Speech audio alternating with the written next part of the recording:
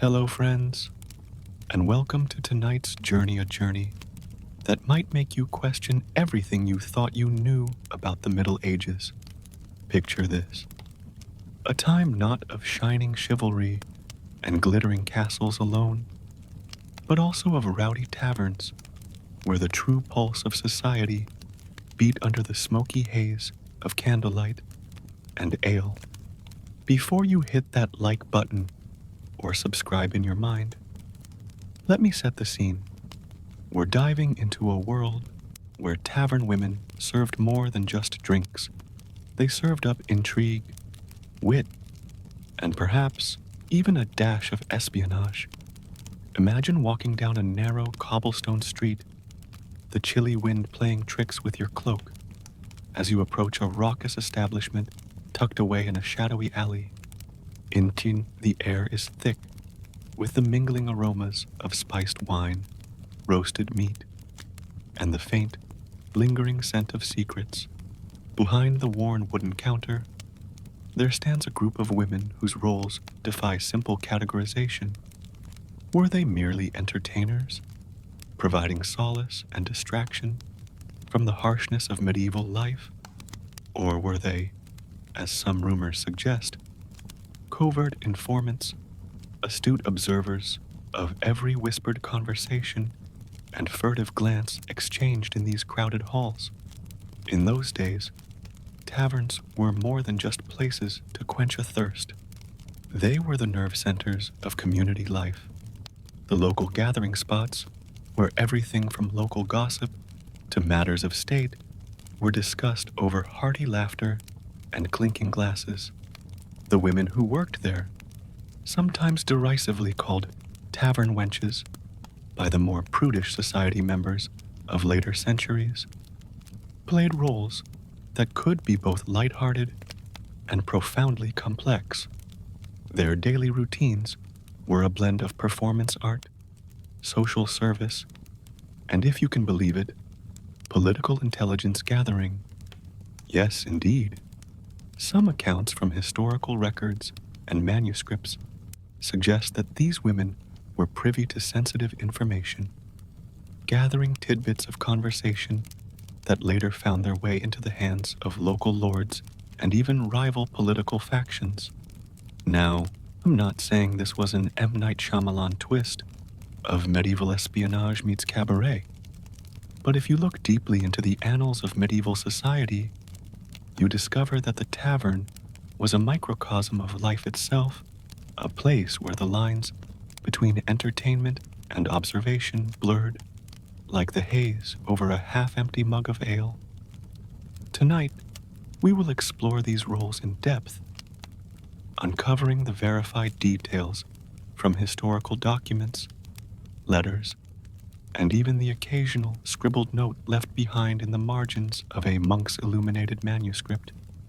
Each morsel of evidence, each anecdote, offers us a glimpse into a world where laughter and subterfuge danced side by side.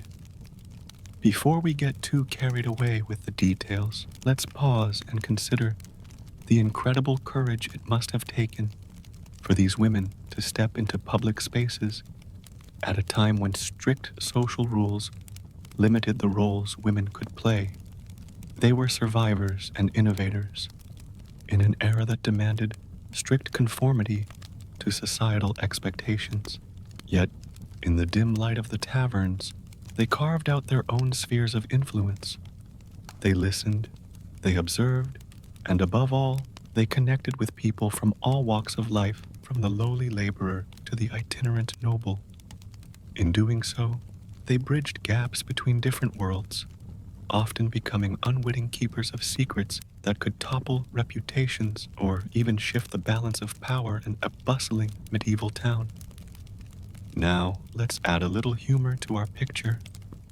Imagine if a modern-day barista took on the role of gathering secrets behind the counter, offering not just your morning coffee, but also a side of clandestine news, extra shot of espresso.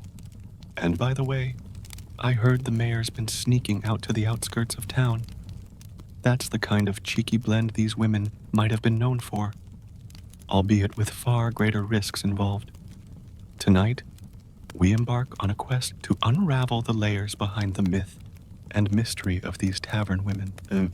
We will delve into who they truly were. Were they simply entertainers amid boisterous revelry, or did they serve an additional role as keen-eyed sentinels of social and political affairs? Our narrative is not a reconstruction of Hollywood's sanitized fairy tales, but a vivid recreation of gritty, real life, a tapestry of historical fact interwoven with those moments of unexpected levity that remind us history, though dusty, is full of love and laughter. As we set our course for the subsequent chapters, keep your mind open and your sense of humor ready, for within these pages, or rather, in the spoken word of tonight's tale, you will find not only the facts as verified by historical evidence, but also the essence of what it meant to navigate a world of stringent rules and untamed curiosity. It's a story of resilience, wit, and the subtle power that comes from simply being present in a world hungry for both connection and entertainment. So, dim the lights, pour yourself a preferably non-medieval beverage, and join me as we lift the veil on one of the most intriguing aspects of medieval life. Let's step beyond that smoky threshold and explore the very stage on which these intriguing women performed the medieval tavern itself. In the bustling hearts of European towns, especially from the 12th to the 15th centuries, taverns were vibrant social hubs. They were more than mere establishments serving food and drink. These gathering places were crucibles where ideas, rumors, and the daily narratives of life mingled as freely as the ale in the horns of their patrons. The physical appearance of these taverns was as diverse as the clientele. Some were modest, scarcely more than converted private homes, while others had the mark of a more established inn, where travelers might find refuge for more than just the night, always alive with sound, from the clamor of boisterous drinking to the hushed murmur of secretive exchanges. Taverns had an energy that belied the strict codes of conduct found in churches or courts. It was in this milieu that the tavern women emerged, their roles shaped by necessity, opportunity, and the unspoken agreements of medieval society. In many urban centers, taverns were among the few places where the rigid hierarchy of medieval life softened its edges. Here, noblemen rubbed elbows with common laborers, and ideas flowed more freely than the beer. Tavern women, often regarded as lower in social standing by the strictest stratifiers, found themselves in positions of unexpected power. They were the anchors of these establishments, balancing the needs of the patrons with the responsibilities of keeping order in a space that was, by its very nature, unregulated and unpredictable. Their work was a constant juggle, managing unruly customers, engaging in light-hearted banter, and, in some cases, subtly extracting the latest gossip from a tired traveler or a disgruntled merchant. Historical records, though sometimes sparse or colored by later interpretations, tell us that these women often possessed a sharp wit and a keen sense of observation. They had to be, if nothing else, masters of discretion. After all, in an environment where every word could be a spark to potential conflictor, an opportunity for profit in the currency of information, keeping one's tongue in check was not just advisable, it was essential. Some accounts even suggest that these women cultivated networks of informal communication that rivaled the formal channels of power. Their ability to overhear, remember, and sometimes even steer conversations earned them a reputation as both entertainers and unintended chroniclers of their time. It is important to underscore that the roles of tavern women varied from region to region and even from one establishment to another. In some cases, they were strictly servers, critical part of the tavern's ecosystem, ensuring that the flow of refreshments mirrored the flow of conversation and mirth. In other instances, particularly in larger towns known for their political and economic turbulence, these women became de facto gatekeepers of information. A remark made over a cup of spiced ale might later turn out to be the key clue in a local dispute or even a budding insurrection. Though it may seem like a far-fetched plot from a modern thriller, in the unpredictable world of medieval politics, even a casual comment could tip the scales of power. Now, let's throw in a touch of modern humor to lighten the historical load. Imagine if today's bar scene were run by a character whose Instagram story was dedicated to exposing the latest neighborhood scandals. Just heard that the boss is planning another round of mandatory fun at the office. Stay tuned. That's not so different from the role our medieval heroines played, albeit without the benefit of hashtags and smartphones.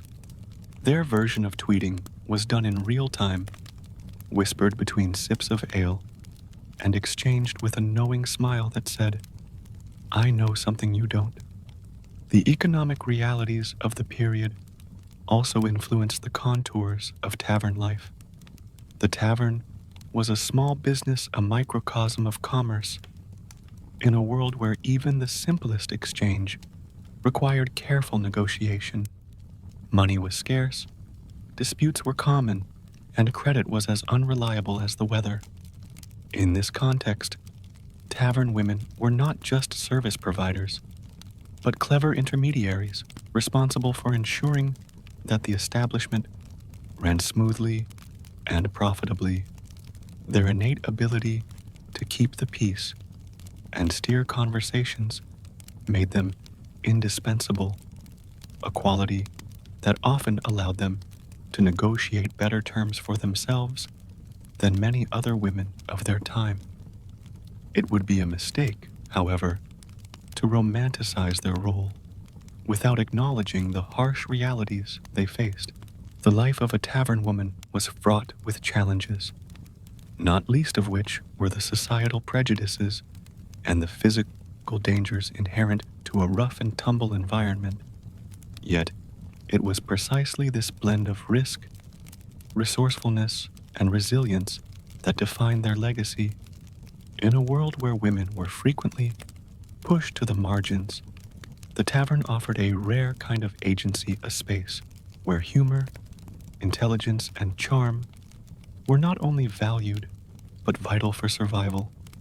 As we continue our exploration, we will delve deeper into how these women not only survived, but thrived, often walking a precarious line between mere entertainers and sharp-eyed informants.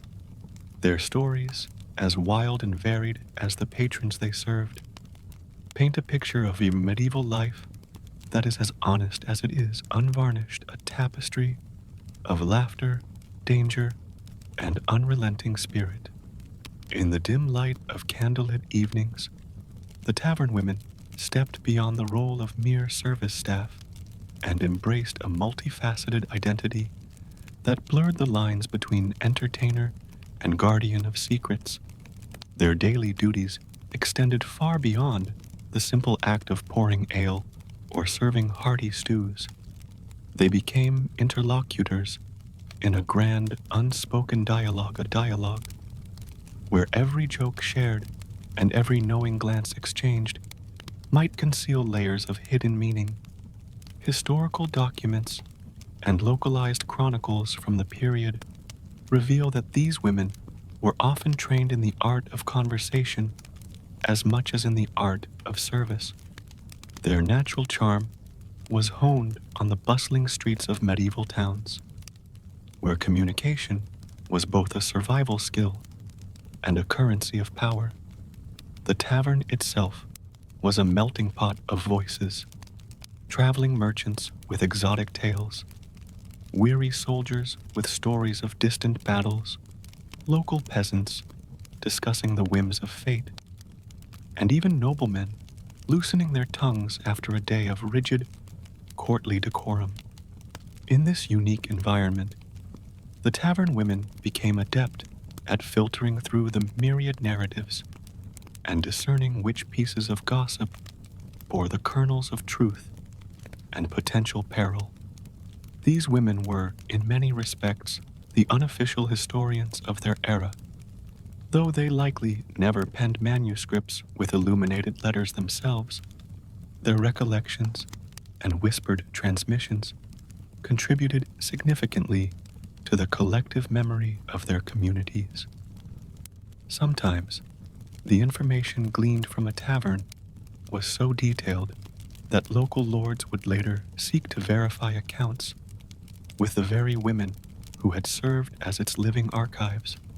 It is not an exaggeration to say that in some towns, the tavern was less a haven of leisure and more a civic institution of place, where the undercurrents of public sentiment were recorded not in ink, but in the exchanged glances and murmurings of those who knew exactly what to listen for. Of course, the notion of tavern women functioning as keen-eyed archivists might raise a few modern eyebrows.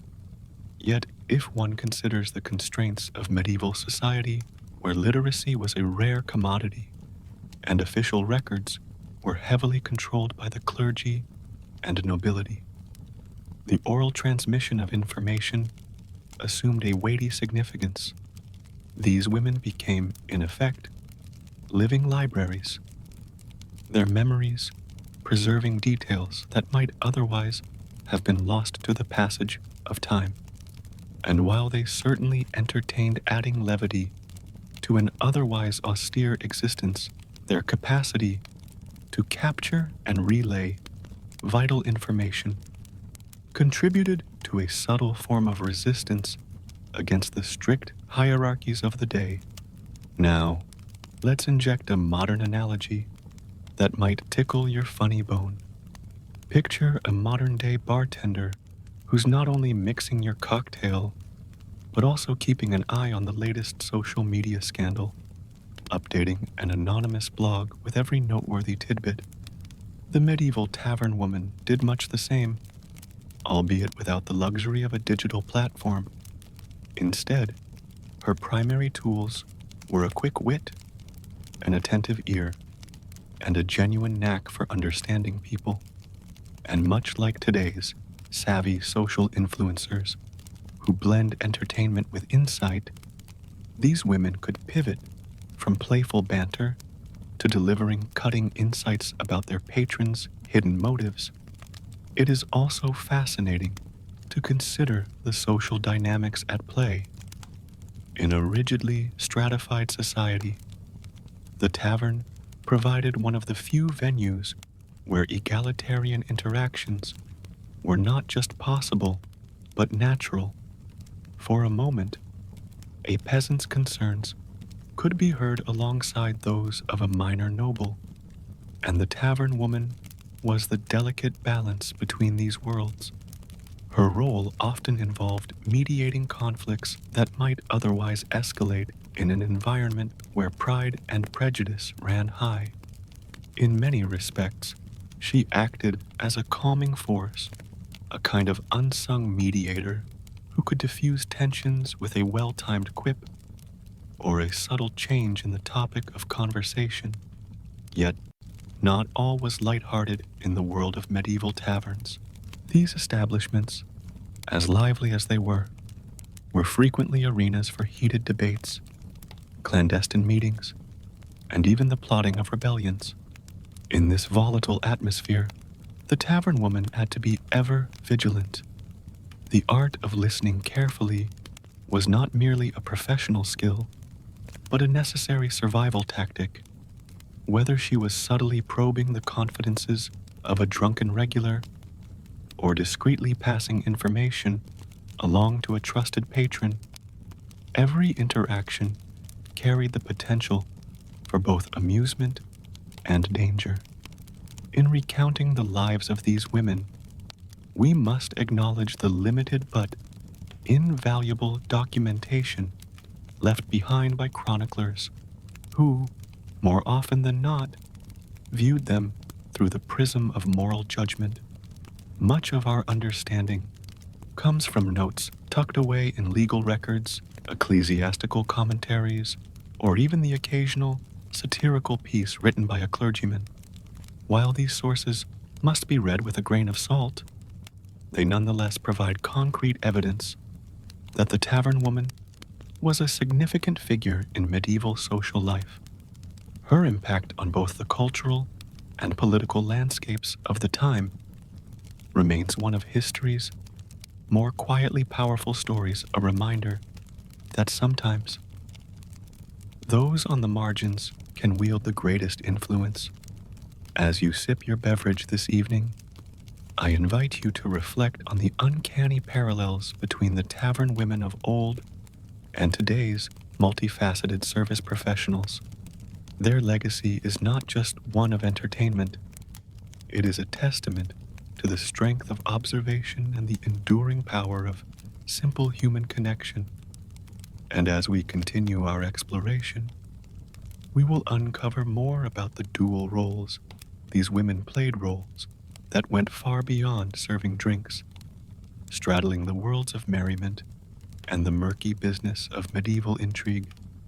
In examining the multifarious roles of medieval tavern women, one cannot overlook the fascinating overlap between pure entertainment and covert surveillance. Often, these women occupied a murky space that defied straightforward definitions. They were both the life of the party and the quiet keepers of sensitive information. The duality of their responsibilities may, at times, seem contradictory. How could a woman whose primary job was to charm and delight also serve as an unintentional spy? Yet, as we peel back the layers of history, we find that in the turbulent world of the Middle Ages, such versatility was not only common, but necessary for survival. One of the key reasons behind this dual role was the simple fact that taverns were the natural meeting grounds for people from all echelons of society. Here, amidst the clamor of jokes and the clatter of wooden mugs, individuals let their guards down. In an era when propriety was strictly enforced outside the tavern's walls, the relaxed atmosphere inside those establishments allowed for candid exchanges that rarely occurred in more formal settings. Tavern women were ideally positioned to observe these moments of vulnerability, gathering snippets of conversations that would otherwise be lost in the confines of private chambers. Their daily interactions, laced with both humor and human insight, allowed them to piece together a mosaic of the local political and social landscape. Now, let's not get carried away into a realm of conspiracies, more suited to the pages of a modern thriller. While it is tempting to imagine clandestine meetings in shadowed corners and secret messages passed behind the counter, historical sources indicate that the espionage attributed to these women was often incidental rather than orchestrated. They were not trained spies in the modern sense. Rather, their role as observers was a natural extension of their everyday interactions. By simply doing their jobs, they became de facto information brokers. Their uncanny ability to recall conversations and subtle cues often allowed those with power to access insights that had been unwittingly documented over months or even years of casual banter. In many towns, local lords and influential merchants recognize the value of having an ear in the tavern, and in some instances, extended discreet offers of patronage or protection to particularly perceptive women. These arrangements were not formal employment contracts, but more akin to mutual understandings. The tavern woman offered her natural acumen for observation and discretion, and in return, she might receive financial rewards, legal favors, or simply an elevated status within the community. It was a quid pro quo that underscores a central irony of the medieval social order. Those who were conventionally marginalized could, through the power of their insight, exert significant influence on the local order. Let's pause for a moment and add a touch of modern irony. Imagine if your local coffee shop employee casually remarked, "I know what's really going on in town. Trust me, I've been listening in all morning." It sounds like a scene from a quirky indie film, yet this was not far removed from the everyday reality of tavern women who managed to blend charm with a subtle investigative flair. Their observational skills, far from being a mere byproduct of their work, became a crucial asset in an environment where formal channels of communication were few and tightly controlled. In that sense, these women resembled today's independent journalists or bloggers who glean critical insights simply by paying attention to the everyday life around them. Amid all the joviality and flirtation, however, there existed an undercurrent of danger that lurked beneath every hearty laugh. The same information that could bring a patron favor or help settle a local dispute could just as easily spark outrage or invite perilous retribution from those whose secrets were at stake. A careless word overheard by the wrong person might lead to accusations of treachery, public disgrace, or worse. Consequently, the tavern woman navigated a world where every interaction was a tightrope walk between amusement and risk. Her legacy, therefore, is not just one of conviviality, but also of remarkable prudence, a quiet defiance against the rigid and sometimes dangerous structures of her day.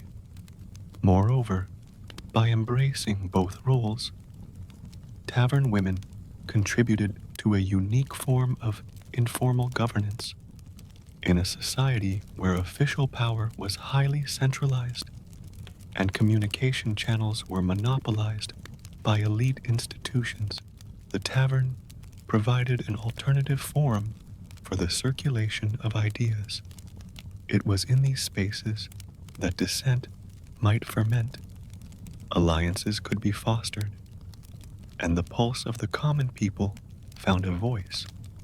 The subtle art of observation, combined with the ability to convey insight wrapped in humor, allowed these women to operate as intermediaries in a system that valued both the spoken word and the unspoken intuition. Their dual identity, part entertainer, part impromptu informant thus, becomes an emblem of the complex realities of medieval life, where the personal and the political were inextricably linked. As we progress further into this tale, keep in mind that what might seem like a mere survival strategy quickly transformed into a legacy of quiet yet profound influence. The tavern woman, through her everyday interactions, exemplified how marginalized roles could evolve into positions of subtle power.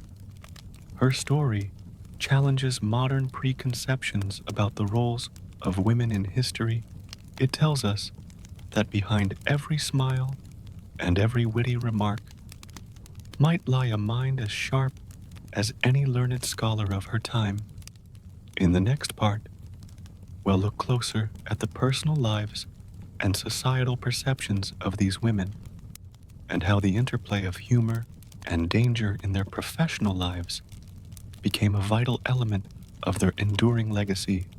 Now, let us step deeper into the day-to-day existence of the tavern women and the verifiable historical accounts that shed light on their lives.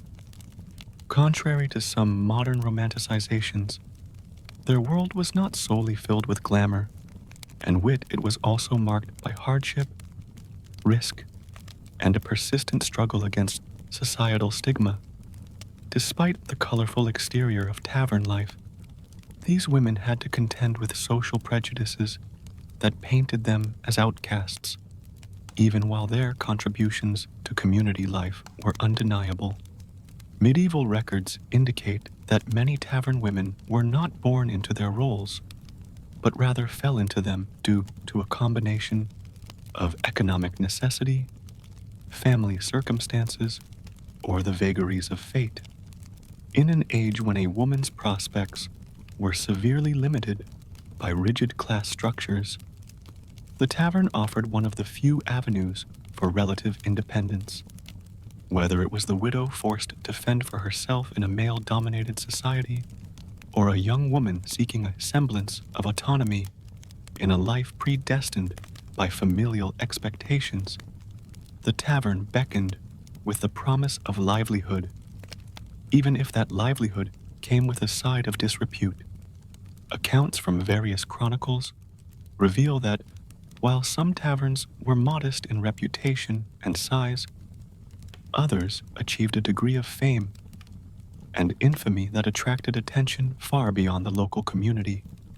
In those larger establishments, the tavern woman could sometimes be seen not merely as a servant, but as an unofficial hostess. She managed not only the delivery of food and drink, but also the ambiance of the establishment, whether by carefully curating the background music of lively conversations or by keeping track of the patrons' moods. She was a subtle orchestrator of the evening's events. This multifaceted role was far from easy. Imagine having to juggle the demands of unruly customers, the occasional brawl sparked by spilled ale, and the burden of being the keeper of secrets all at once. Yet, in the midst of such chaos, many of these women developed a remarkable resilience and a razor-sharp sense of humor. After all, laughter was both their tool and their shield. In an era where the slightest misstep could lead to public shaming or even physical harm, the ability to diffuse tension with a well-placed jest was nothing short of a superpower. Picture a bustling tavern where, in the wake of a heated argument, a clever quip from the counter not only dissolves the tension, but also leaves the audience chuckling a tiny, yet defiant act of reclaiming control in a world that offered them few privileges. There is ample evidence in municipal records and local court documents from the period that show tavern women were occasionally called upon as informal witnesses in disputes, or in rare cases, even as mediators in conflicts. Their unique position allowed them to observe the undercurrents of social behavior in ways that few others could. In one frequently cited example, from a town in what is now modern-day England, a tavern keeper's testimony played a subtle yet pivotal role in resolving a feud between two prominent families. Although her role was not officially recognized in any legal sense, her careful recounting of events helped maintain a fragile peace in the community, a peace that might otherwise have quickly descended into full-scale violence. Of course, such instances were the exception rather than the rule. Many tavern women, despite their contributions, remained socially marginalized, and contemporary writers sometimes characterize them in unflattering terms. Yet, as historians have come to understand, these disparaging accounts must be read against the complex backdrop of medieval attitudes toward women and the working class. To cast these women solely as morally lax or disreputable is to ignore the broader context in which they operate, a context in which survival depended on forging networks of mutual support, and in which the subtle exchange of information could be a form of empowerment. It is worth noting that the skills honed by these women, empathy, acute observation, and rapid problem solving, were as valuable then as they are today, albeit applied in very different settings. Their ability to engage customers with a mix of humor and genuine warmth not only made the tavern a comfortable haven for many, but also provided a means of resistance against the oppressive forces of their time. In an age when women were often relegated to the background, the tavern woman, by transforming her role into one that demanded both charm and shrewdness, managed to carve out an extraordinary niche. For those with a modern palate, the tale might evoke comparisons with today's multitasking entrepreneurs who run businesses with equal parts creativity and pragmatism. Consider the modern barista or the restaurant manager who must balance customer service with operational challenges. The medieval tavern woman did the same, only her challenges were magnified by the unpredictable nature of medieval life. Her story is a testament to human ingenuity and the relentless pursuit of dignity, even when the cards were stacked against her. As we prepare to transition to the next segment of our narrative, reflect on the sheer audacity of a life lived on the margins, a life that, despite societal scorn, became a wellspring of unrecorded history. The tavern woman, in all her complexity, reminds us that history is not solely written by the victors or the noble elite, but often by those whose voices have been deliberately kept at the edges. In our next part, we will turn our focus toward the methods these women employed to manage their dual roles, balancing entertainment with the careful art of listening, a skill that allowed them to become among the most indispensable figures in the social life of the Middle Ages. Moving into the intricacies of their daily work, let us now examine the methods and strategies that tavern women employed to navigate the tightrope between jovial service and clandestine observation. The art of running a bustling tavern required more than a ready smile and a nimble hand with a tray. It demanded an almost preternatural ability to read a room, assess a situation, and respond with agility. In many respects, their work was akin to that of a modern-day operations manager, only with far higher stakes and far less room for error. One fundamental technique was the skillful use of distraction. In the midst of hearty laughter and lively banter, the tavern woman could subtly shift a conversation or diffuse a heated exchange before it escalated. Her entire demeanor, from the tilt of her head to the playful sparkle in her eye, was calibrated to ensure that even the most volatile moment could be redirected. It is said in several surviving accounts that her presence alone had a calming effect on even the rowdiest of patrons. By engaging with customers in seemingly trivial chatter discussing the weather, the latest town gossip, or even teasing a regular about his well-worn tunics, was able to gather valuable tidbits of conversation without arousing suspicion. This natural conversational aptitude was often augmented by a remarkable memory. The tavern woman had to be ever alert, storing away details of every remark, every furtive glance, and every subtle shift in tone. These observations were not hoarded for idle curiosity. Rather, they formed a tapestry of social intelligence that could be called upon at a moment's notice. When disputes arose or tensions simmered beneath the surface, it was not uncommon for a local dignitary to lean in and whisper, "I'd like to know what Miss Name overheard last night." And indeed, more than once, her recollection, often couched in humor to ease the gravity of the matter, proved instrumental in untangling misunderstandings or even preempting potential conflicts. Another method she employed was cultivating trust in an environment where every word could be fraught with political ramifications. Earning the confidence of the patrons was paramount. By consistently demonstrating discretion and kindness, she was able to position herself as a safe confidant. The trust thus built was reciprocal. Patrons, recognizing her integrity, would often share more than just idle chatter.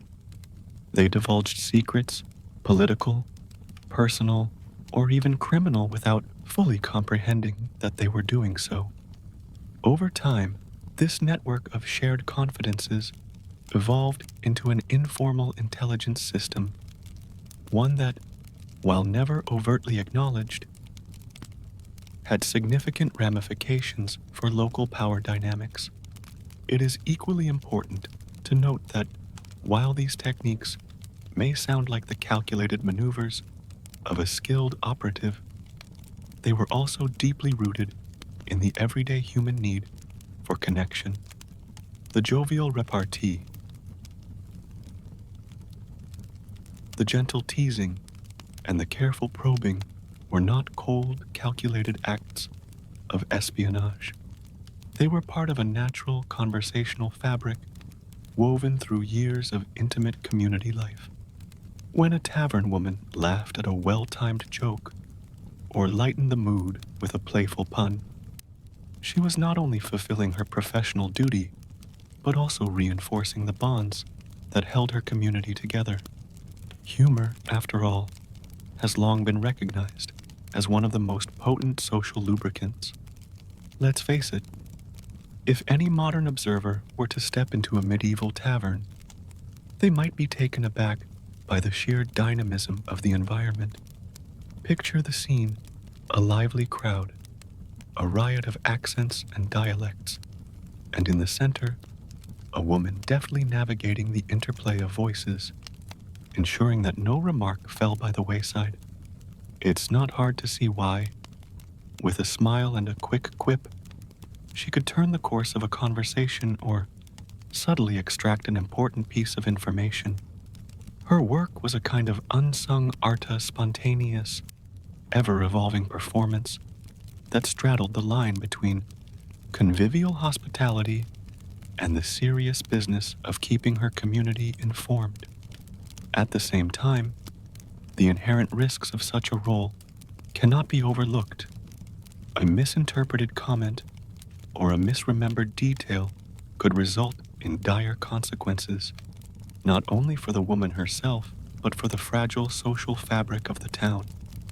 That's why her approach was marked by extreme caution. Every gesture, every shared word, was measured against a backdrop of potential fallout. In many ways, this cautiousness was her armor shield against the unpredictable and sometimes brutal repercussions of a word taken out of context. And in this vigilant approach, there was an unspoken understanding among her peers that survival in the tavern was as much about intellectual acuity as it was about emotional resilience. Thus, as we consider the methods used by these formidable women, we see that they were not mere bystanders to the events around them. Their daily routines were a masterclass in how to blend service, empathy, and discreet inquiry into a single, cohesive art form. Their techniques remind us that the quest for knowledge and connection can sometimes be conducted in the most unassuming settings of point, as true today as it was in the shadowed corridors of medieval society. In our next installment, we will shift our focus towards the personal lives and individual stories of these women, drawing upon verified historical accounts to paint a richer, more intimate portrait of their triumphs, tragedies, and the everyday humor that sustained them in a turbulent time. As we turn our attention to the personal lives of these remarkable women, we begin to see that behind every quick smile and clever retort was a human being with dreams, burdens, and a complex network of relationships, historical records scattered across municipal accounts, private letters, and even stained together scraps in monastic archives hint at the individual stories of tavern women whose lives, though often relegated to the margins, were anything but ordinary. Take, for instance, the often cited tale from a small market town in northern France. One such woman, known in the local annals only by her first name, was renowned not only for her vivacity in the tavern, but also for her quiet generosity outside its walls. Despite the hardships that came with the occupation, she was known to offer a warm meal or a few coins to the struggling families in the town. Her reputation as a caretaker and a confidant helped her forge bonds that went far beyond mere business transactions. In fact, in some accounts, her presence was credited with diffusing tensions during periods of local unrest, a testament to the idea that even those in the most modest positions can wield considerable social power when they invest in the community with genuine care. Yet, the very same records reveal that the life of a tavern woman was fraught with personal risks. Social stigma loomed large, as many conservative elements of medieval society viewed their profession with disdain. Despite their popularity among the common folk, these women were often castigated by religious authorities and moralists who saw in them the epitome of vice. Such contradictory attitude, celebration by one sector of society, and denunciation by another left these women walking a razor-thin path between respect and reproach. The constant judgment and the occasional public shaming were real threats, and yet many persisted, driven by a resilience that can only be described as heroic.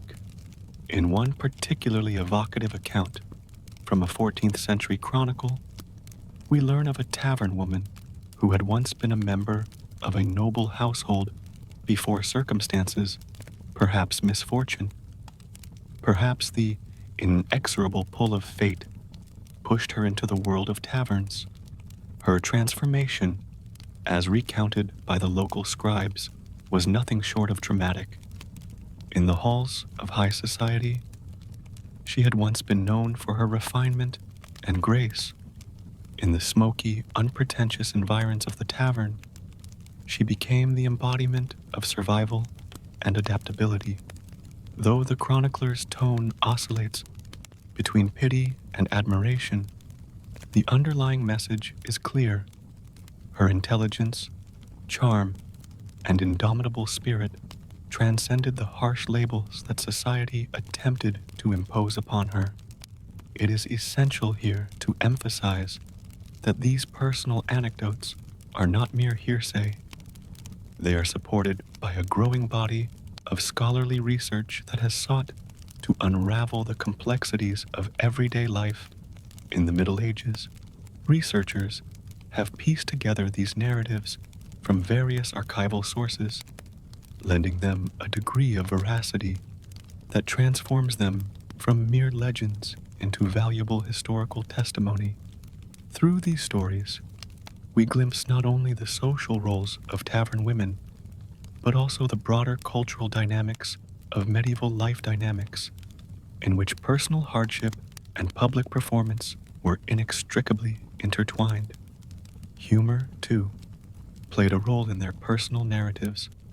One often repeated story recounts an incident in which a particularly sharp-witted tavern woman, when confronted by a patron who assumed she was in need of charity, replied with a laugh and a remark that would make any modern stand-up comedian proud.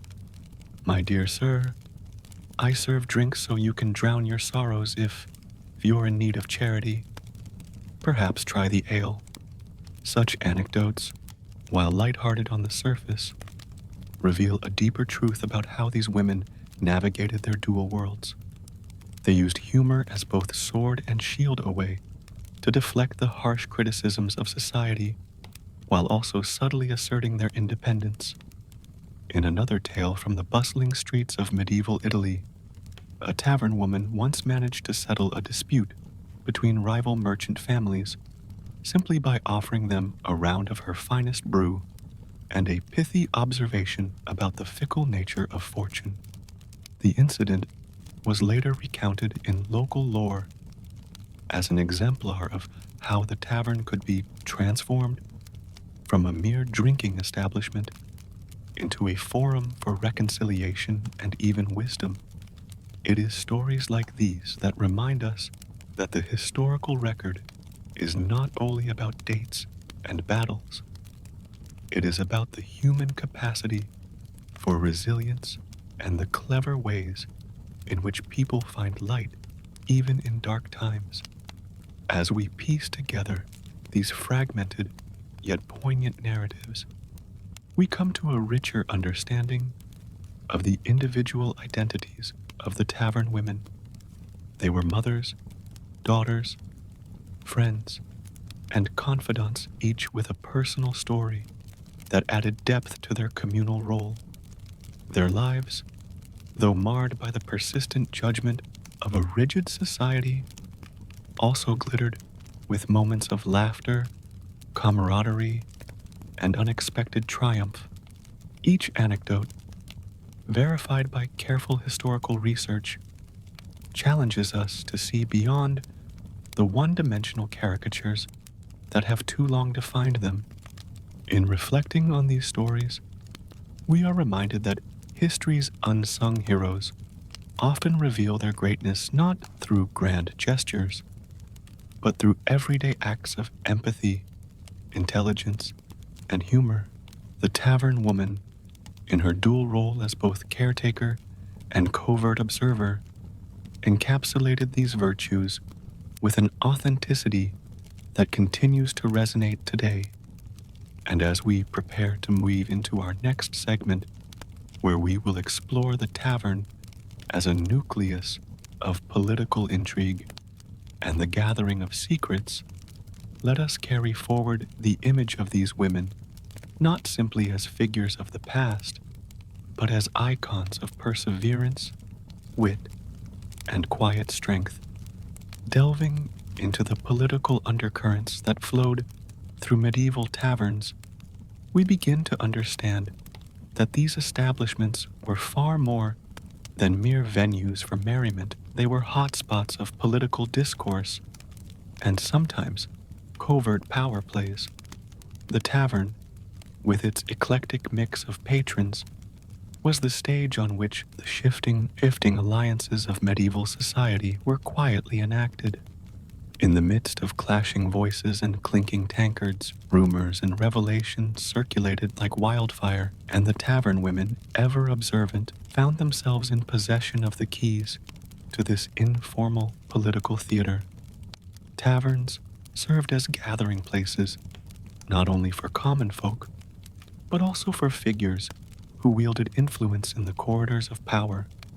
Lords, knights, merchants, and even itinerant diplomats sought refuge in these establishments to discuss matters too sensitive for the public squares or the opulent halls of formal assemblies. In this melting pot of ideas and agendas, every whispered conversation and subtle remark carried the potential to reshape alliances or precipitate disputes. It is here that the tavern women, by virtue of their role, became inadvertent archivists of political sentiment. One of the most compelling aspects of this dynamic was how information was transmitted without the trappings of official record-keeping. While the clergymen and royal scribes meticulously documented triumphs and decrees, it was within the convivial chaos of the tavern that the true pulse of the people could be felt.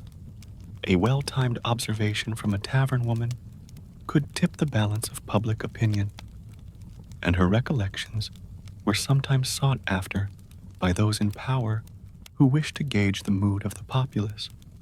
In a sense, these women operated as a kind of proto-intelligence network, one based not on formal contracts or covert signals, but on the simple yet profound act of listening. Of course, as with any arena where power is at play, the political influence of the tavern came with its own set of dangers. Sharing, or even casually overhearing, politically sensitive information was an act fraught with risk. A misplaced word or a misunderstood conversation could lead to accusations of treachery or sedition. And yet, despite these risks, the tavern remained a thriving hub for dialogue, its very informality serving as a protective cloak for its inhabitants. The absence of official oversight meant that conversations could run free, allowed to meander down paths that official discourse might never dare to tread.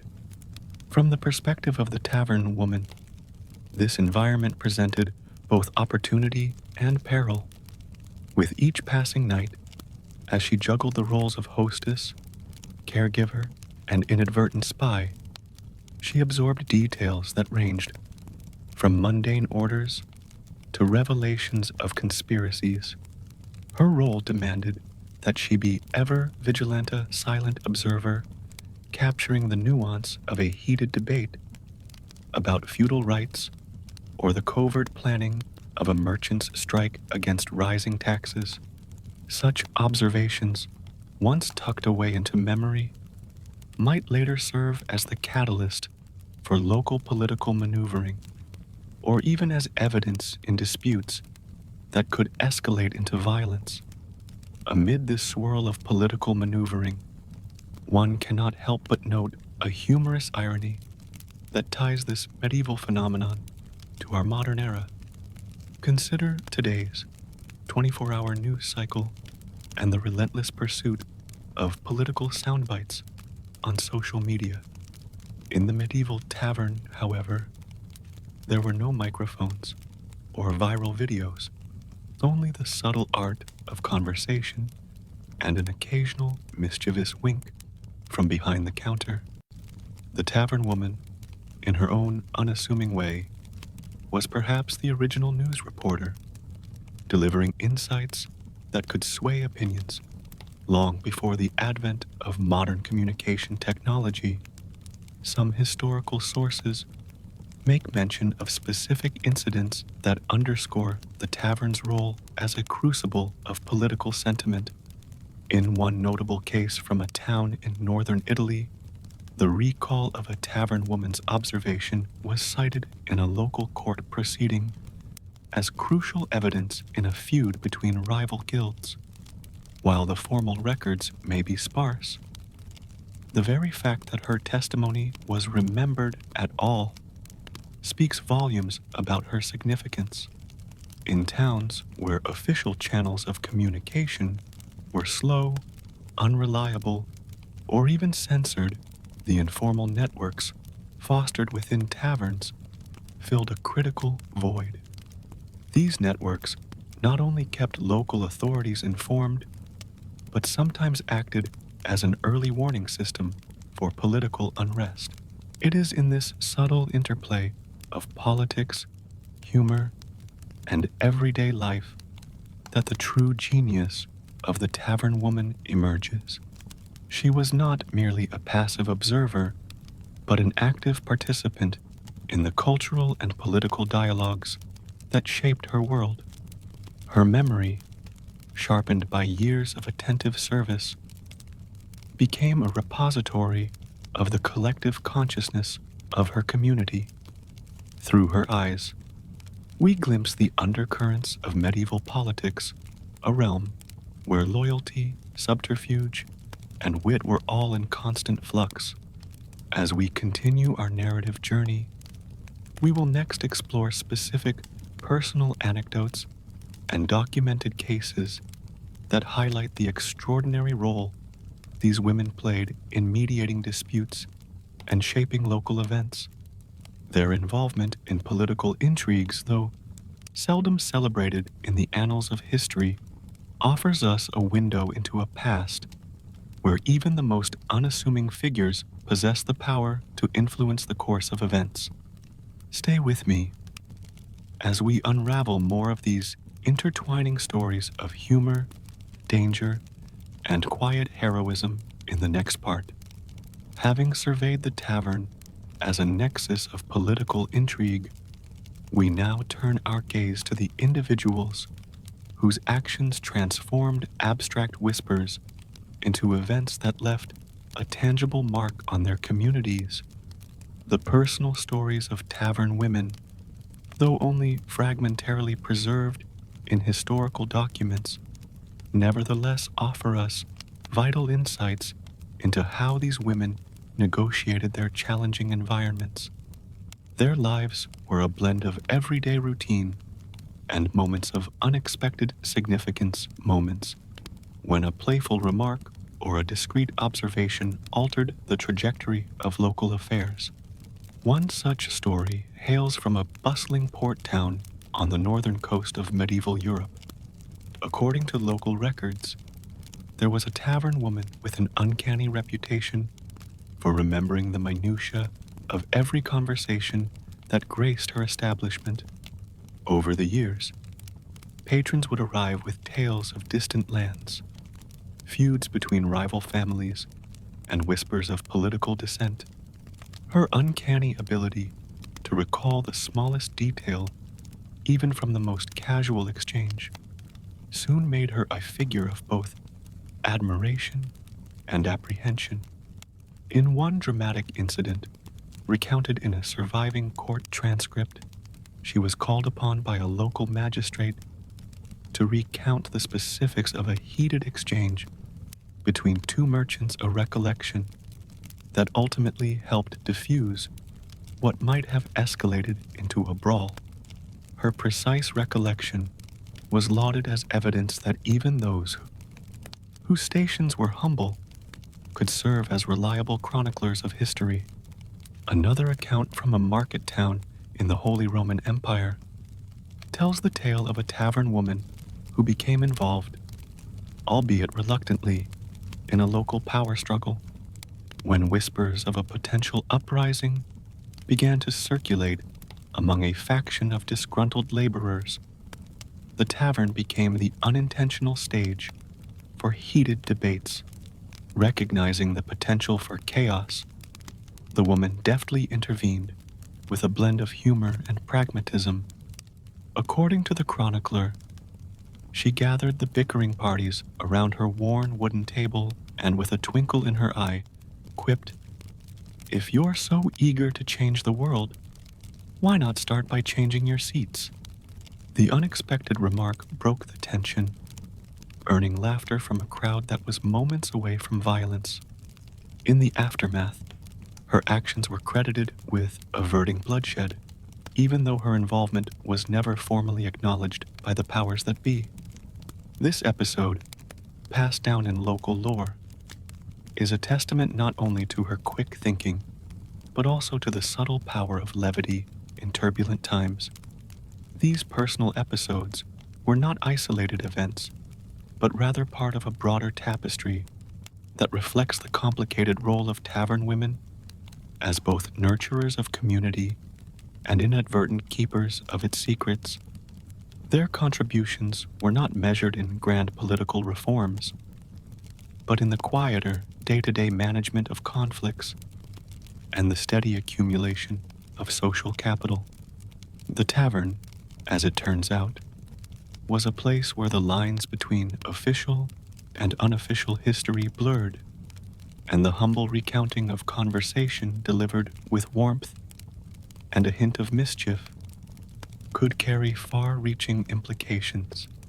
It is in these narratives that one cannot help but notice a recurring theme, the interplay of humor and gravity, of laughter that concealed keen insight. One might compare their approach to that of a modern-day mediator who uses levity to ease tension and build rapport. Their resourcefulness in moments of crisis, often achieved through a deft blend of empathy and wit, offers us a model of conflict resolution that is as relevant today as it was centuries ago. Their resilience, in the face of both social stigma and the dangers inherent in their work, also speaks to a deep-seated human desire to find meaning and humor even in the darkest of times. Moreover, these personal stories invite us to rethink the conventional hierarchies of the past. In an era when power was typically associated with wealth and official title, these women demonstrated that influence could be derived from a capacity to connect, to listen, and to diffuse tensions with a smile. They remind us that the fabric of history is woven not just by monumental events or celebrated heroes, but by the cumulative efforts of those whose names might never appear in official records. Their legacy, preserved in whispered anecdotes and courtroom testimonies, underscores the idea that every individual has the potential to shape their community in small yet profound ways. As we prepare to move into our next section, where we will examine how these historic figures influenced social dynamics and perceptions well beyond the walls of their taverns, let us pause to appreciate the human stories that underpin the political intrigues of medieval life.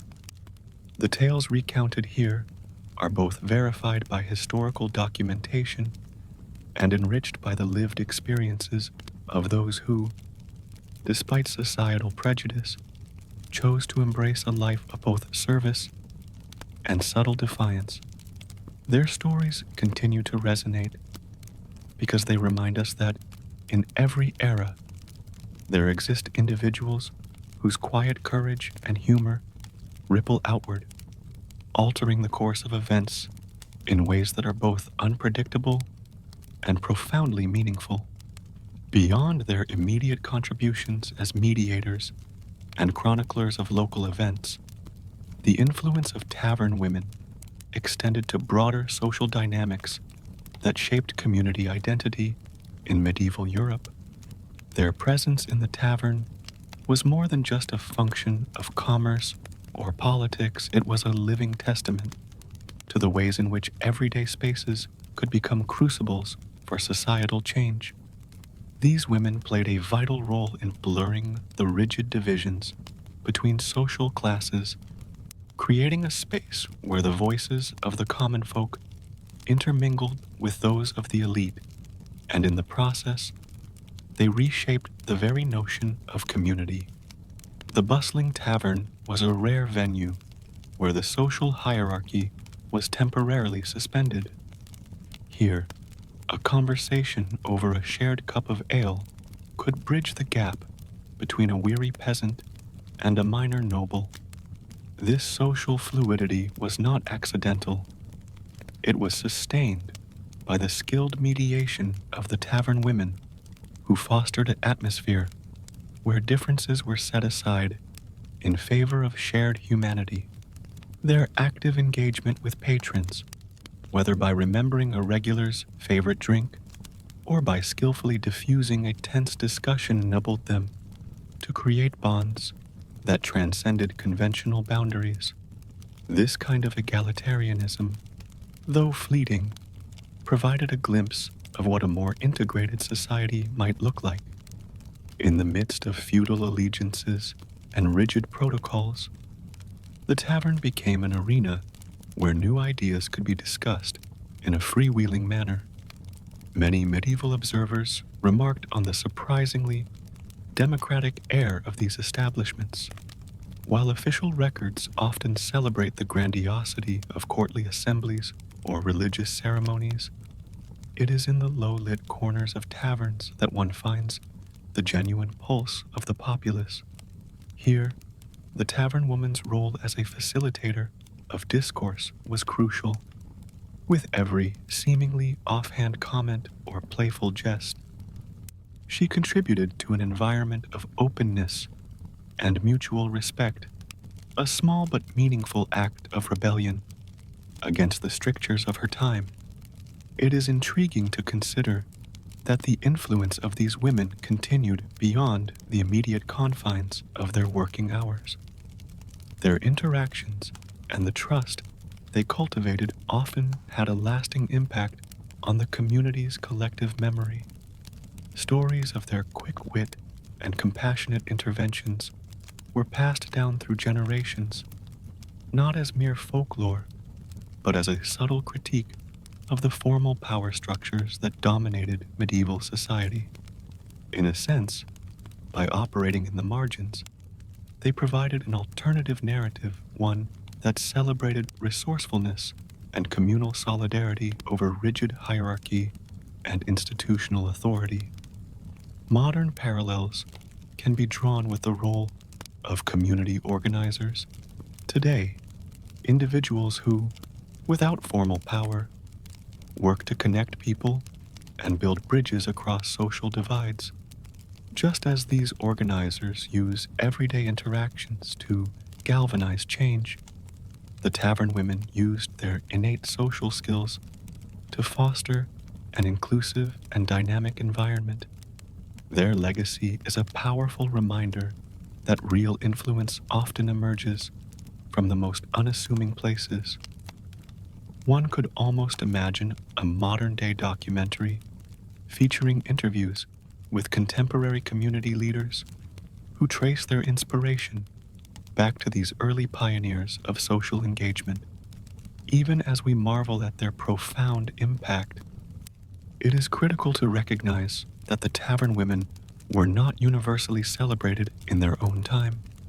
Many contemporary critics, influenced by prevailing moral and religious norms, dismissed their contributions as trivial. Yet, as historians have argued in recent years, such criticisms fail to appreciate the nuanced reality of medieval life. These women were not simply purveyors of frivolity, they were integral to the maintenance of social cohesion and in many cases served as catalysts for conflict resolution and creative expression. The technical prowess they displayed, balancing the demands of a hectic establishment with the delicate art of conversation, illustrates a kind of mastery that is often underappreciated in our modern retellings of medieval history. Their ability to manage interpersonal dynamics in high-stress situations, all while maintaining an air of light-hearted charm, remains a captivating study in human resilience and ingenuity. Through their everyday actions, they provided an informal framework for the development of community identity, a framework that would, over time, influence both local governance and cultural expression. As we approach the end of our exploration of social dynamics, let us reflect on the enduring nature of these contributions. The tavern woman, in her modest way, laid the groundwork for a form of communal interaction that valued openness, humor, and an egalitarian spirit. Her influence, though often relegated to the background of official historical records, is visible in the subtle ways communities come together in the face of adversity. In our next and final section, we will consider the lasting legacy of these women, examining how their roles have been remembered and sometimes misremembered in the cultural imagination of later generations. In exploring the legacy of medieval tavern women, we arrive at a crossroads between the factual historical record and the vibrant tapestry of cultural memory. Over the centuries, the roles these women played have been variously celebrated, caricatured, and sometimes forgotten. Yet, their influence continues to echo not only in academic studies, but also in the popular imagination, a testament to the lasting impact of their unique lives. For much of history, the stories of tavern women were relegated to the margins, overshadowed by the grand narratives of kings, knights, and battles. It took considerable scholarly effort in recent decades to re-examine the historical archives and bring to light the true complexity of their contributions. Researchers have combed through municipal records, court documents, and even travelers' diaries to piece together accounts that defy the simplistic portrayals of these women as mere decorative figures in a rowdy tavern scene. What emerges is a portrait of resilience, ingenuity, and quiet subversion, a portrait that challenges the stereotypes of gender and class deeply entrenched in medieval society. This academic reawakening was not solely an exercise in nostalgia, but rather part of a broader movement to give voice to those who have long been voiceless in the historical record. The tavern woman, as it turns out, was both a product of her time and a formidable influence upon it. By deftly navigating the turbulent waters of medieval life, she managed to carve out a space where her influence was felt in circles far beyond the tavern's walls. In this rediscovery, we find echoes of similar efforts in modern times, where marginalized voices have finally been recognized as central to the narrative of their eras. Consider, for example, the way contemporary social historians have highlighted the role of women in grassroots political movements. Just as these modern historians reframe the story of community organizers and everyday heroes, so too have researchers brought to light how the tavern woman's everyday acts of mediation, observation, and humor contributed in no small measure to the maintenance of community and civic order. Her legacy, once hidden behind layers of moral disdain and societal prejudice, now stands as a symbol of the transformative power of ordinary life. It is not difficult to see how this legacy might evolve further. Films, novels, and television series have occasionally drawn inspiration from the colorful and complex persona of the tavern woman, sometimes casting her as a wisecracking heroine who outsmarts oppressive authorities, other times as a tragic figure whose talents were unappreciated in her lifetime. While such portrayals often embellish the facts for dramatic effect, they nonetheless testify to the enduring fascination with a role that defied simple explanation. The modern fascination with spy thrillers and historical dramas finds a natural ally in the real-life accounts of these medieval informants, who mingled laughter with vigilance, making their mark on history, one subtle conversation at a time. Yet it is important to acknowledge that the process of historical reinterpretation is not without its pitfalls. In our eagerness to celebrate the unconventional wisdom of the tavern woman, we must guard against the temptation to project modern values onto her life. The historical record meticulously verified and cross-checked against multiple sources reveals a world of contradictions and complexities. The tavern woman was not a one-dimensional heroine, but a multifaceted person who navigated a labyrinth of social expectations, personal ambition, and the harsh realities of life in the Middle Ages. Her influence was as much a product of the system as it was a quiet defiance of it. Modern scholars have stressed that understanding her legacy requires a nuanced approach, one that situates her contributions within the broader tapestry of medieval society. Her life invites us to ask difficult questions about power, gender, and the many forms of resistance that can operate beneath the surface of official history.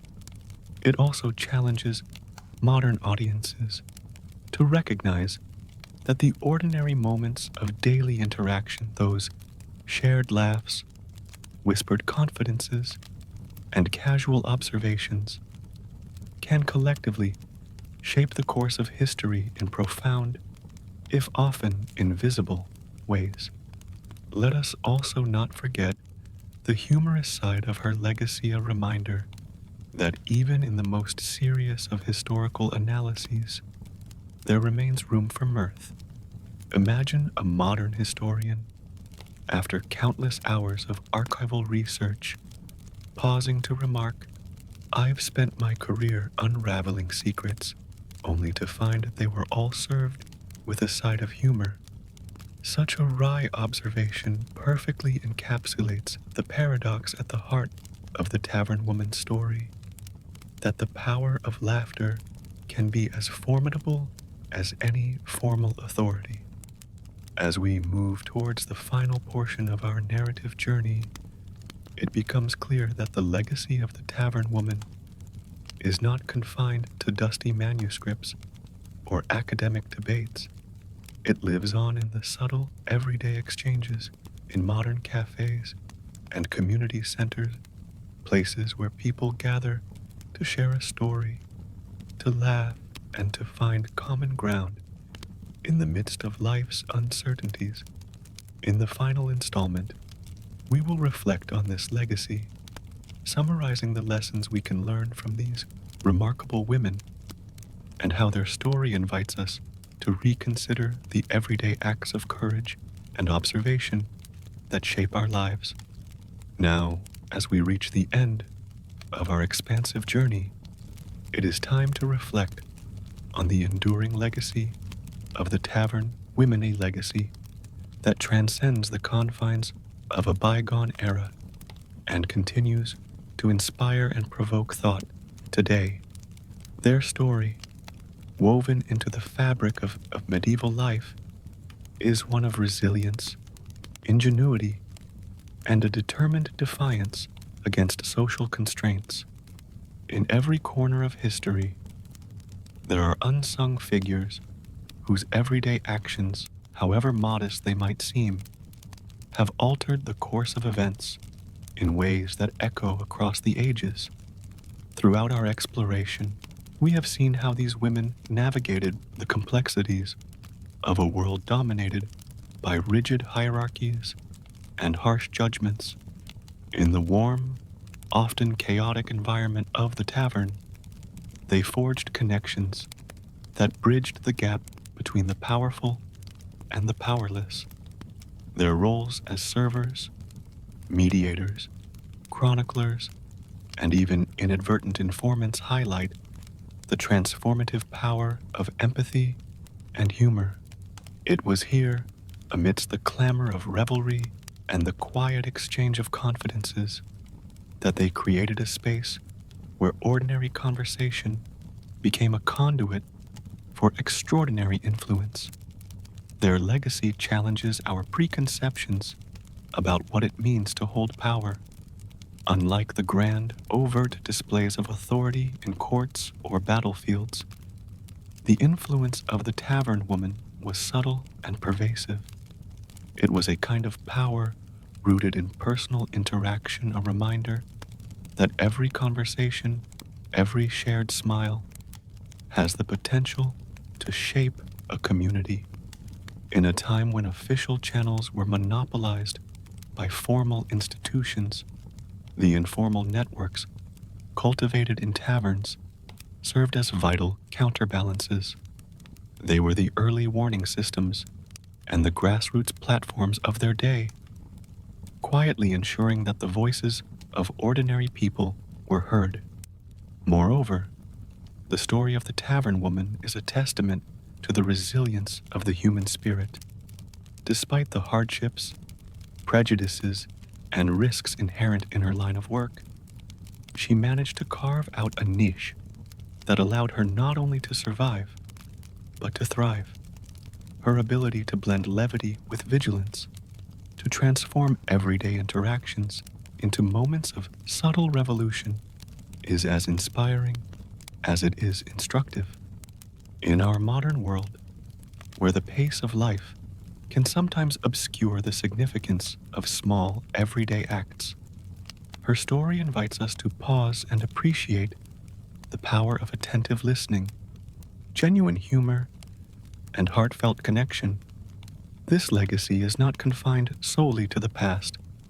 Today, as we gather in cafes, bars, and public spaces, we see echoes of those medieval taverns in the vibrant tapestry of our own community interactions. The modern bartender, the community organizer, the local storyteller all carry forward a tradition that was, in many respects, pioneered by the tavern woman. Her life reminds us that influence and wisdom often come from the margins, from those who dare to speak and listen with equal measure, unafraid to disrupt the status quo with nothing more than a clever remark or a well-timed smile. As you reflect on this narrative, take with you the lesson that history is not always the realm of distant, inaccessible figures or monumental events. Sometimes, history is made in the quiet corners of a noisy tavern, in conversations that float beneath the surface of everyday life. The tavern woman's story is a call to acknowledge that every moment of authentic human connection contributes to the great, unfolding story of our collective existence. In closing, let us celebrate not only the documented events and carefully preserved records that allow us to glimpse into the past, but also the human spirit that brought those events to life. The tavern woman, with her blend of humor, empathy, and shrewd intelligence, remains an enduring symbol of how ordinary lives can harbor extraordinary power. Her legacy continues to resonate through the ages, inspiring us to look beyond the formalities of power and to recognize the quiet revolutions that occur in the spaces where we come together as a community.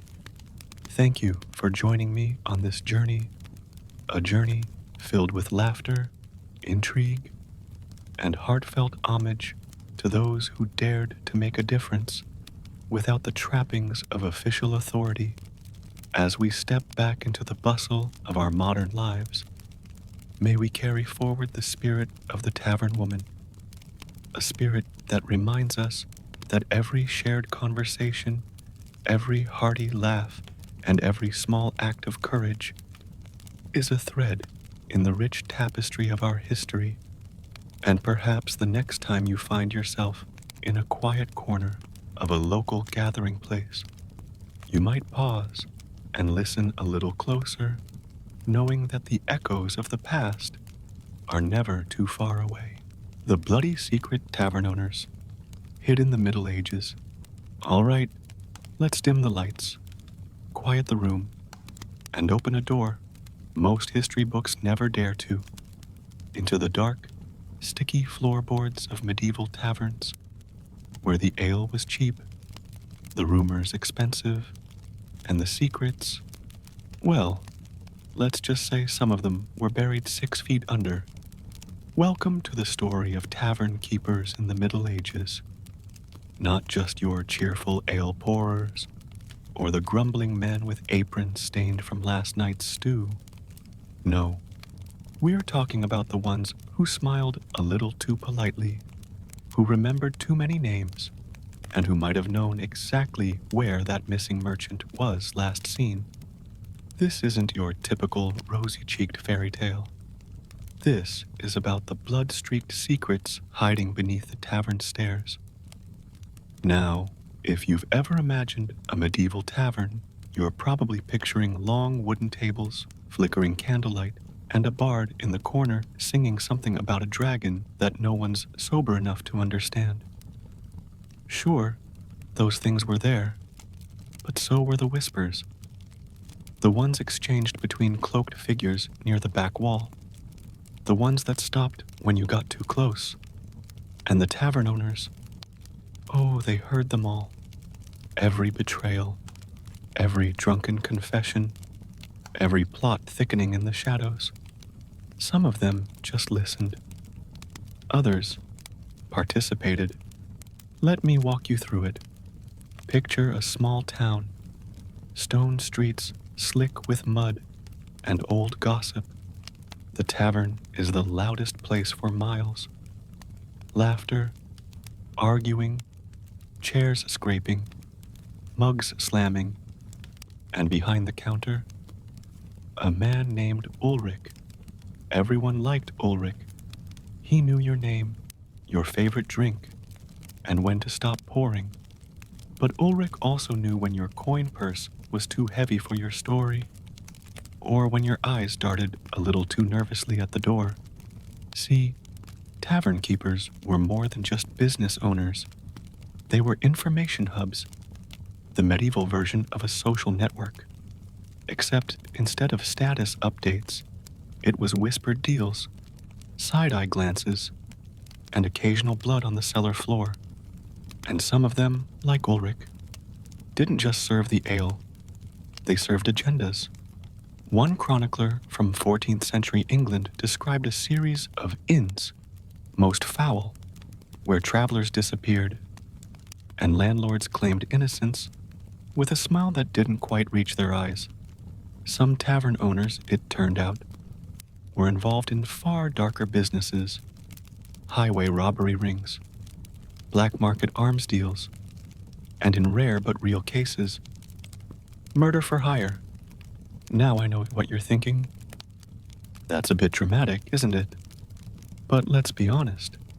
The Middle Ages weren't exactly known for their gentle morals or strict police forces. In a world where law was enforced by whoever held the biggest sword, and justice often came with a purse of silver, it wasn't that hard to hide a few unsavory things under a tavern floorboard. What made it all the more fascinating was how these tavern owners kept up appearances. During the day, they were cheerful hosts, friendly, charming, maybe a bit flirtatious if it helped tips. They tossed out the town drunk, gave the local priest a free meal now and then, and made sure the guards had something warm to drink in winter. But after dark, when the fire burned low and the regulars staggered out into the mist, some stayed behind. The door was locked. The ale was replaced with parchment, gold, or something even more dangerous, secrets. One particularly chilling account comes from a letter found in a monastery near Ghent. A traveler wrote of finding chains beneath the inn and hearing cries not of pleasure but of pain during the night. Whether it was a prison, a dungeon, or just his imagination, no one knows. But a few years later, the innkeeper vanished. Locals said he went mad. Others claimed he fled justice. The truth? Maybe it's still there, buried beneath the stones. But before you go picturing every tavern as a medieval horror house, keep in mind, most weren't that dramatic. Still, it only takes a few rotten apples to spoil the mead, right? And the presence of shady dealings doesn't mean the tavern was evil. It just meant it was alive. pulsing with stories, secrets, and yes, sometimes blood. Let's not forget the women in this either. Tavern wives or widows running the place after their husbands died mysteriously young. They were sharp, often more observant than their male counterparts, and far better at keeping a straight face when a noble accidentally admitted to treason over a third round of mulled wine. And here's where it gets a bit chilling. Some of these women weren't just hosting, they were orchestrating. In a world where women had little power in courts or councils, the tavern gave them a stage of their own, a place to gather intel, spread rumors, or quietly steer events in directions they found more favorable. Maybe that dispute between two knights didn't just happen. Maybe it was fed, dropping bomb, and then drop by drop, over weeks, in the form of the whispers from the barmaid, who accidentally let something slip. Still with me? Good, because we've only just touched the surface. In the next part, we'll get into the ways these tavern secrets weren't just personal, they were political, and how sometimes the blood wasn't spilled over coin or betrayal, but something far bigger, power. Let's pick up where we left off, where the laughter fades, the candles burn low, and the real business of the tavern begins. Because in many corners of medieval Europe, tavern owners weren't just witnesses to secrets. They were key players in something far more dangerous: politics. See, when the sun went down, the tavern became a breeding ground, not just for drunken brawls and questionable love stories, but for rebellion, plots, and movements. I mean, where else could a blacksmith, a knight, a monk, and a disgruntled tax collector all sit at the same table, gripe about the crown, and maybe, just maybe, start planning a little something to shake things up? And right there, filling mugs and clearing bones off the table, was the tavern keeper, listening, memorizing, sometimes advising. Because here's the wild part. Tavern owners often knew more about local politics than the actual officials did, not because they were trained spies, but because they listened to the peasants, the merchants, the nobles passing through, and the guards who drank too much and talked too loud. Now, some tavern keepers kept that information to themselves. They used it for leverage, or simply for entertainment. Others, they passed it on, for a price. And that's where the blood begins to spill. Let's talk about the Hollow Boar. Not a famous name, not one you'll find in tourist brochures, but according to 13th century records from southern France, it was a small tavern just outside the city of Toulouse, owned by a man named Perrin, known for his generous pours and wicked humor. But Perrin had a side business. He kept a logbook, hidden beneath a floor tile, where he recorded everything that he overheard. Who hated who was planning to marry above their station, who owed money to dangerous men, and more than a few names linked to the growing Cathar heresy. When a local inquisitor came asking questions, Perrin handed over just enough information to win favor, and maybe eliminate a rival or two. The result? 4 arrests, 2 executions, and Perrin quietly expanding his tavern with very little interference from authorities. Coincidence? Maybe. Or maybe he played the game better than most lords did. And he wasn't the only one. There are accounts from Italy, Venice, Florence, even the countryside, of tavern owners secretly working as informants for rival families. You've probably heard of the Medicis, but have you heard of the innkeeper in Siena who warned them about a planned poisoning during a banquet? Neither have most people, because people like that didn't end up in books. They ended up missing or mysteriously wealthy, but it wasn't always so calculated. Sometimes the danger came without invitation. Imagine you're a tavern owner in a quiet village, and a group of rebels shows up, soaked in rain, cloaked and nervous. They pay well, drink in silence, and leave just before dawn. The next day, the sheriff shows up asking questions. Do you tell the truth and risk your tavern getting burned down by angry rebels? Or do you lie and risk your neck on the gallows for aiding fugitives? This was the tightrope tavern keepers walked. Every night could bring coin or calamity. Every overheard word could be a gift or a death sentence. And some of them, well, they didn't just listen, they acted. There's a gruesome tale from northern Germany where a tavern owner was implicated in a plot to eliminate a rival merchant by lacing his drink. Not with poison, too obvious. No, he used a concoction to induce a violent, erratic episode that led the man to be killed in self-defense during a tavern brawl. The drink was free, the fight was staged, and the owner walked away without suspicion. Until years later, when a monk wrote the tale in his private journal, warning, "Not all murders wear knives at the belt. Some wear aprons and serve kindness." Dark, right? And yet, it wasn't all sinister. For some tavern keepers, their secrets were burdens they never asked for. People told them things because they felt safe, or lonely, or drunk. And those keeper, men and women, carried stories they couldn't share and sorrows that weren't theirs. They saw marriages begin and fall apart. They heard last words, confessions, and promises never meant to be kept. They were part counselor, part confessor, part bartender. The emotional toll, heavy. That's why so many of them had a flask hidden behind the counter for themselves. Of course, it wasn't all gloom.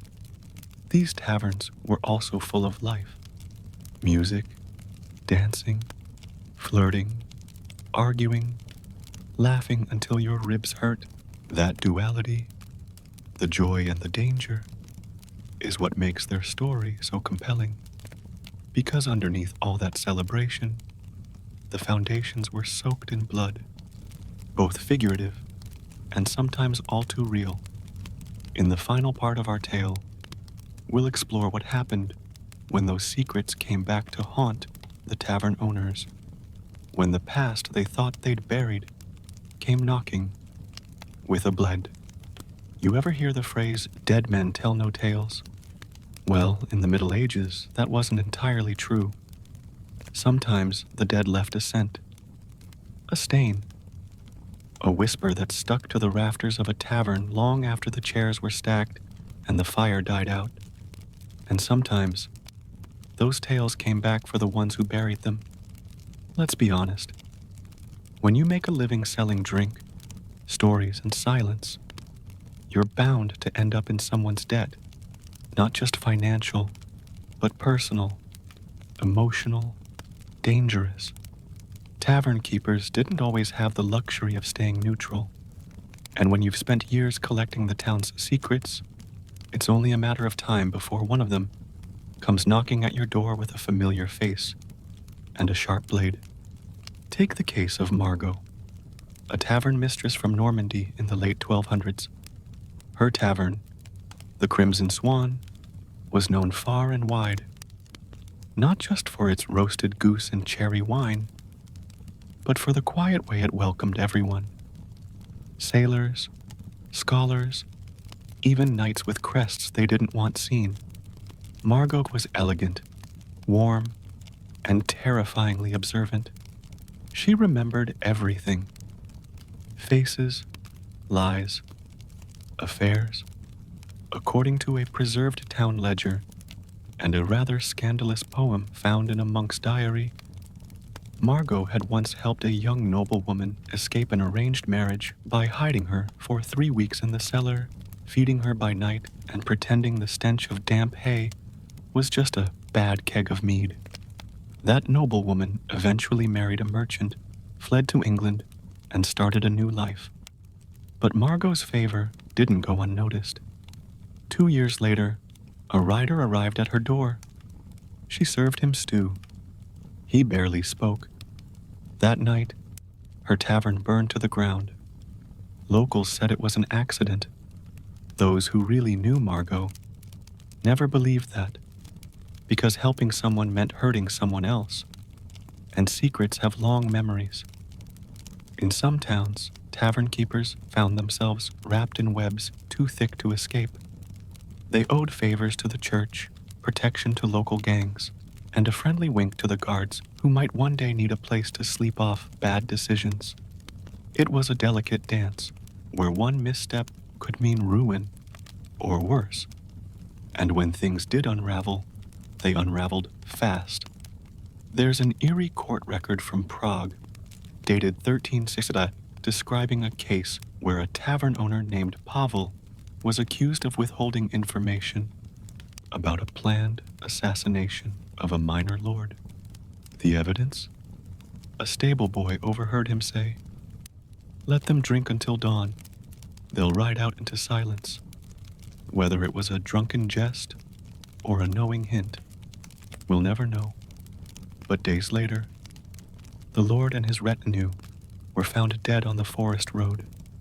Pavel, he vanished. His tavern stood empty for years, and villagers claimed they could still hear glasses clinking after midnight. But not all the hauntings were legends. Some were real, documented, messy consequences. Because sometimes it wasn't a noble or a knight seeking revenge. It was someone simpler, a scorned lover, a cheated partner, a friend who trusted the tavern keeper with too much. One wrong word, one accidental glance, and suddenly the person you laughed with across the bar was coming for your throat. And yet, despite all the danger, all the death, taverns thrived because people needed them, not just for food and drink, but for something else. A place to be human, to tell the truth when the world outside demanded lies, to cry, to confess, to love someone you couldn't be seen with in daylight. Tavern keepers were the keepers of humanity's messiest moments. They bore witness to the best and worst in people, and carried that weight quietly. So maybe, just maybe, the blood they spilled, or saw spilled, was the price of holding space for so many truths. There's a line in an old folk song, sung in smoky corners of Wales and Brittany, that says, "Raise your glass for the barkeep's grace, who watches death and still makes space." And maybe that's the best way to remember them, not as villains or saints, but as those who stood in the middle of chaos, smiled, poured another drink, and tried to keep the fire going, even as the secret smoldered beneath the floorboards. Now, next time you step into a bar and the bartender gives you that strange little smile, just remember, maybe they know more than they let on. Maybe someone once told them a secret they've never forgotten. And maybe, just maybe, the ghosts of the taverns of old still whisper through them. And that, friends, is where our story ends tonight. But sleep lightly. You never know who's listening. Let me tell you one more story before we leave the fire for good. A quieter one. No blades clashing, no angry mobs or court records. Just a tavern, a woman, and a kind of silence you don't forget. It was called the Quiet Pinta name that always made people smile until they went there.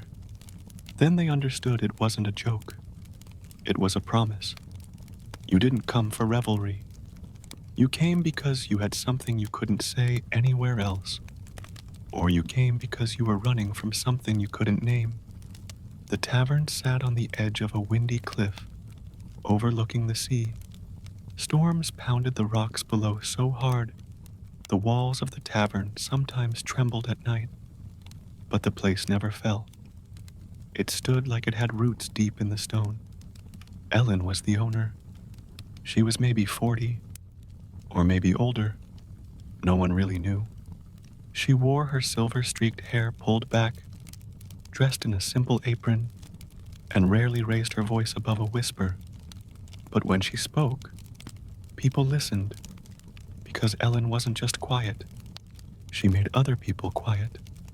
You could be laughing, boasting, arguing, then she'd appear at your table, and suddenly you'd remember what shame felt like, or grief, or guilt.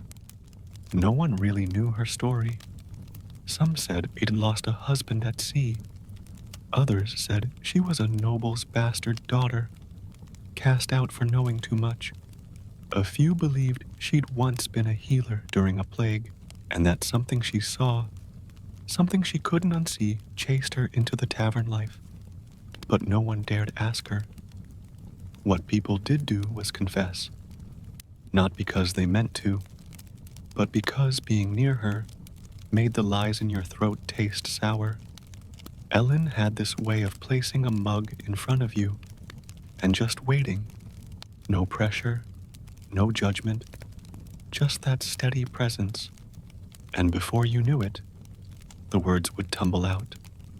There's a record in an old sailor's journal that was found years later in a chest washed up from a shipwreck.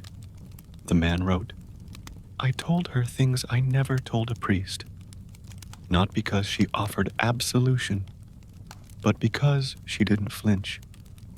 People came from far away just to sit in that silence, to be seen, to be forgiven, not formaliest humanly, but of course, secrets don't stay quiet forever." One winter, a man arrived, young, well-dressed, with a wax-sealed letter clutched in his hand. He asked for Ellen by name. She didn't look surprised to see him. She poured him a drink, then sat across from him in the back corner. They talked for nearly an hour. No one heard what was said. When he left, he was pale, not scared, not angry, just like something had been carved out of him. That night, Ellen locked the door early. The next morning, she was gone. The tavern wasn't ransacked. The tables were clean. The hearth still glowed, but no sign of her. Only a note, scribbled in handwriting no one recognized except maybe those who'd known her best. It said, "There are some burdens even silence can't hold. I did what I could. Let the sea keep the rest." No one took over the tavern after that. It stood for a few more winters, then was taken by a landslide in a storm. The whole thing collapsed into the ocean. Locals claimed they heard singing as the walls fell, but no one was there. No one human, anyway. Since then, sailors claim to hear voices near that cliff. A woman's voice, not calling for help, just humming. A low, sorrowful tune, carried by the wind. And if you follow it, they say you'll find yourself confessing things you swore you'd die with. Some dismiss it as legend. Others don't speak of it at all. But I believe it, because silence is not empty. Sometimes silence remembers. And sometimes someone like Ellen chooses to carry what others can't. So if you ever find yourself in a quiet place, where your own thoughts sound louder than they should, where a stranger listens without blinking, and the words feel like they're trying to crawl up your throat, maybe don't resist it. Maybe that silence was made for you, to be heard, to be known. And maybe, just maybe, someone like Ellen is still out there, waiting to lift the weight you didn't even know you were carrying. There's one final tale I've been hesitant to tell, not because it's the darkest, but because it feels unfinished, like something's still watching, still listening. So if you're still with me, pour one last drink, sit somewhere warm, and listen closely. Because this story doesn't have a clean ending, and maybe that's the point. It's about a place once known as the Hollow Hearth. No one calls it that now. In fact, no one calls it anything. The forest grew over it years ago, or tried to, but for some reason, nothing grows on the old grounds. Not moss, not weeds, just a strange patch of silence in the middle of the woods. Cold, even in summer. But centuries ago, it was a real tavern, stone-built, 2 floors, windows carved with ivy patterns. It was run by a man named Alden, not young, not old, the kind of man you'd trust without thinking.